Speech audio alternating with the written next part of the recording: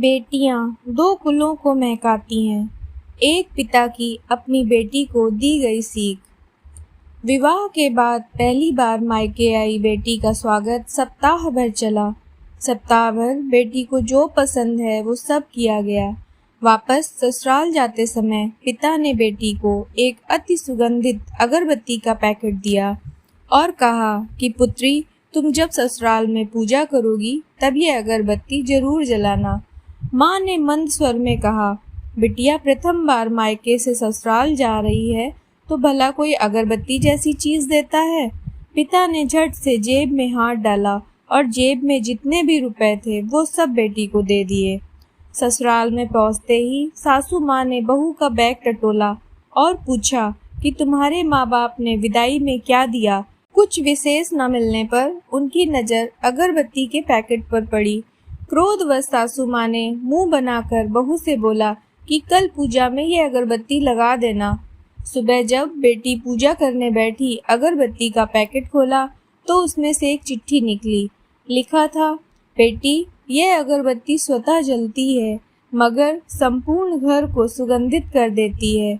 इतना ही नहीं, आजू बाजू के पूरे वातावरण को भी अपनी महक से सुगंधित एवं प्रफुल्लित कर देती है।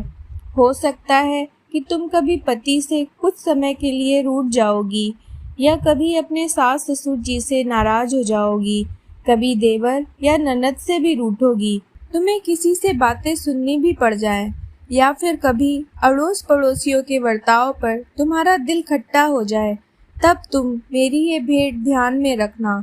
अगरबत्ती की तरह जलना। जैसे अगरबत्ती स्वयं जलते हुए पूरे घर और संपूर्ण परिसर को सुगंधित और प्रफुल्लित कर ऊर्जा से भरती है, ठीक उसी तरह तुम ससुराल को अपना मायका समझकर सबको अपने व्यवहार और कर्म से सुगंधित और प्रफुल्लित करना।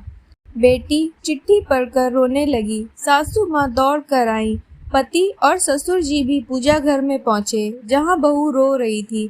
अरे, हाथ को चटका लग गया क्या? पति ने पूछा। क्या हुआ ये तो बताओ, ससुर जी बोले। सासू माँ आजू बाजू के सामान में कुछ है क्या ये देखने लगी तो उन्हें पिता द्वारा सुंदर अक्षरों में लिखी हुई चिट्ठी नजर आई।